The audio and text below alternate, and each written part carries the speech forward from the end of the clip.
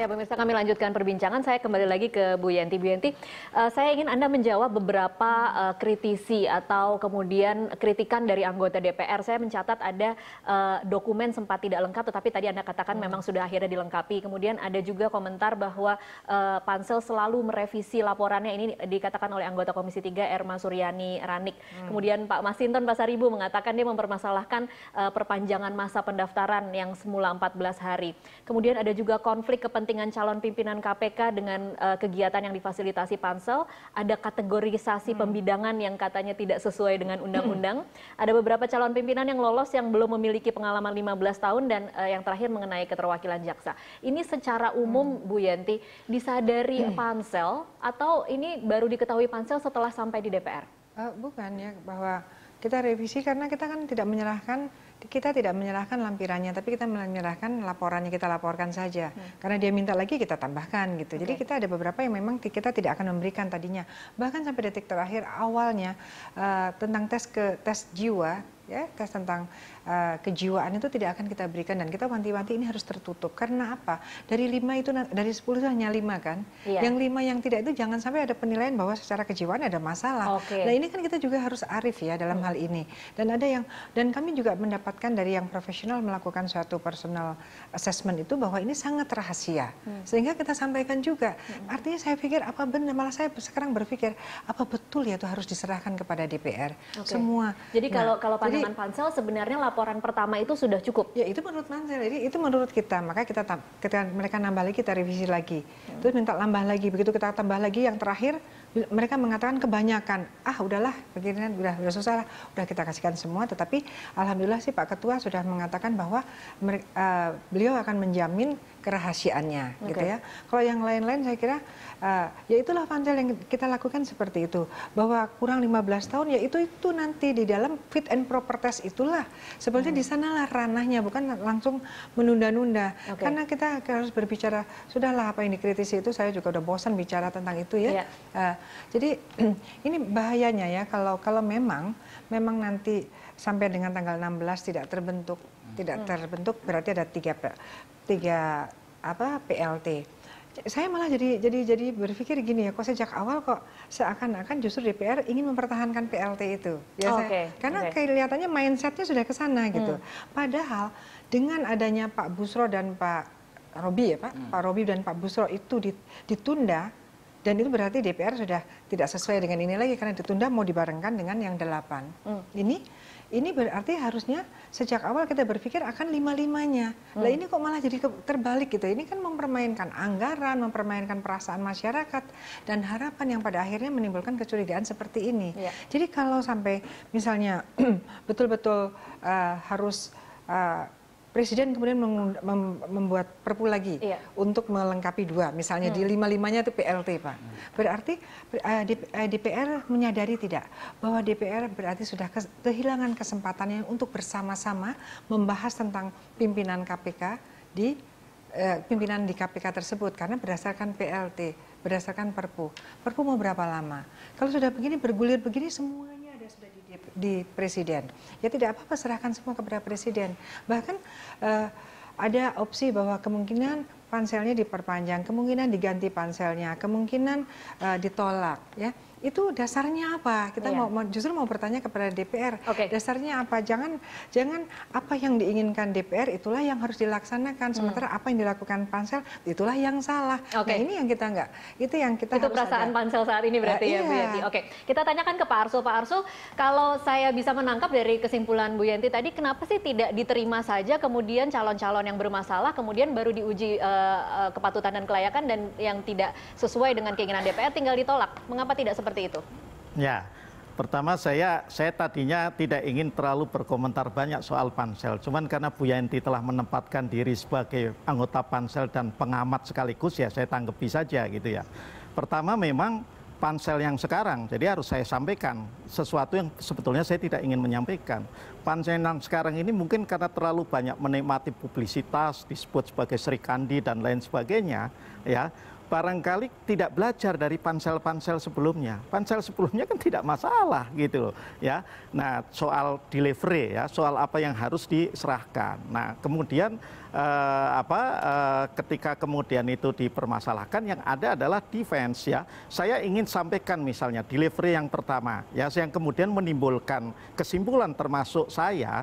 Ini ada calon-calon yang diragukan keterpenuhannya dalam konteks syarat formal yang ada di pasal 29 huruf D ya.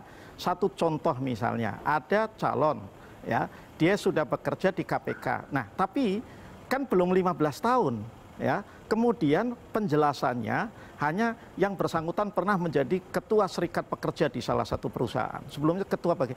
Ini kan tidak memberikan penjelasan apa-apa. Nah, bagaimana kami hanya menerima dan kemudian langsung menilai. Kami kan juga harus bertanya. Katanya kan Pansel ini orang-orang hebat semua, orang profesional, ada akademisi hukumnya. Nah, tetapi kok produknya seperti itu gitu loh. Baru kemudian dipersoalkan, baru kemudian dilengkapi. Itu sebetulnya masalahnya ya memang ada, harus diakui unsur-unsur ya emosi lah, sebut saja kejengkelan, pansel yang sudah dipersepsikan sedemikian hebat, tetapi delivery pertamanya kok beda banget dengan pansel KY, dengan pansel KPK sebelumnya, dengan katakanlah KY ketika bertindak sebagai pansel untuk calon hakim agung. Baik, Pak Arsul, saya akan kasih kesempatan Bu Yanti untuk menjawab. Bu Yanti silakan. Iya, kami sudah melakukan apa ya? Kita juga mengundang pansel-pansel yang sebelumnya, Pak Arsul. Kita sudah mengundang beberapa pansel-pansel sebelumnya. Kita juga mengadakan, kita sebetulnya banyak yang kita lakukan dan itu transparan dan selalu ada peliputan-peliputan. Artinya apa yang dilakukan itu sudah ada. Bahwa memang misalnya memang pada waktu itu kita melihat memang yang bersangkutan 15 tahun terpenuhi, Pak Arsul. Itu menurut penilaian pansel kan bahwa tetapi itu tidak tergambarkan, Bu, di dalam laporan Ibu yang pertama. Iya, makanya yang kedua kita lengkapi ya, Pak Arsul. Makanya kita lengkapi pada akhirnya kita masukkan, sekarang kita masukkan dengan CV dan lain sebagainya. Kita masukkan semuanya. Sekarang kita Bu Yanti, artinya semuanya. mungkin diakui bahwa laporan pertama itu memang belum lengkap begitu? Bukan melembab, kita hanya memberikan seperti itu yang seperti dikatakan Pak Arsul. Saya setuju bahwa ternyata yang kita anggap bisa terbaca oleh DPR belum begitu dimengerti, kurang atau tidak bisa dimengerti, maka setelahnya kemudian kita tambahin lagi, kemudian masih kurang juga, hari ketiga kita lengkapi lagi ya Pak Arsul. Nah kemudian hari keempat kita lengkapi lagi, malah too much ya Pak ya, terlalu berlebihan katanya. Ya udah, makanya udahlah kita ikutin aja. Akhirnya sampai dengan semuanya, semua arsip-arsip itu kita serahkan, walaupun memang kita tidak tahu lagi apakah betul ya, karena itu tadinya kita berpikir gini Pak Arsul, apakah memang arsip-arsip yang ada di dalam pansel itu menjadi milik Presiden atau Seknek, ataukah memang harus dikirimkan semuanya kepada DPR. Nah itu juga menjadi pertimbangan kami beberapa hari itu. Baik Pak Arsul. Ya, saya kira kalau persoalan pansel sebetulnya bagi saya ya, bagi fraksi P3 sudah selesai. Karena itulah kami berpendapat dalam rapat tadi malam itu agar fit and proper test itu dilanjutkan. Namun kan seperti yang saya sampaikan tadi, ketika masih ada yang berpendapat bahwa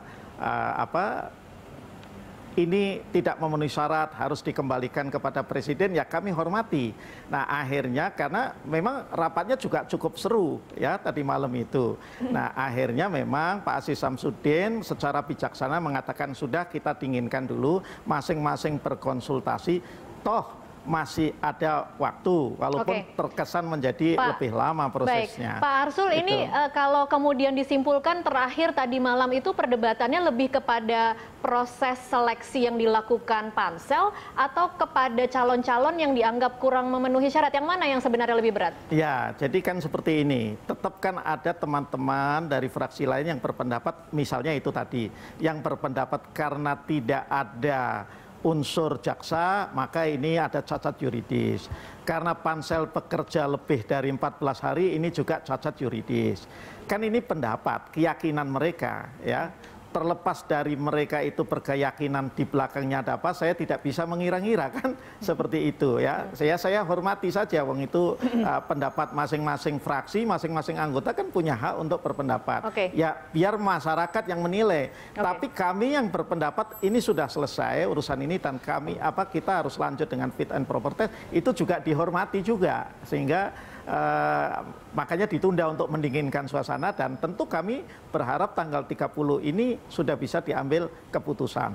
Oke, baik. Saya ke Pak Haryono dulu. Pak Haryono, sebelum break, masalah kriteria 15 tahun di bidangnya, kemudian sarjana hukum, itu seberapa penting sebenarnya? Kalau dari sisi pekerjaan, tadi saya katakan, staf di KPK itu sudah sangat kuat sekali gitu ya. Mereka sudah berpengalaman, ada yang sampai 8 tahun, ada yang 4 tahun, ada 5 tahun, dan sebagainya. Jadi dari segi substansi tidak menjadi masalah.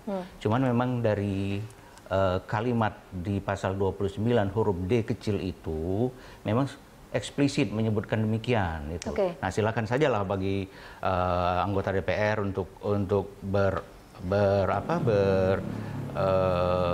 pemikiran apakah bagaimana nantinya. Tapi yang paling penting, ini yang kita harapkan. Kita mengharapkan agar nanti tanggal 18 itu tidak ada lagi PLT. Sudah betul-betul ada yang definitif.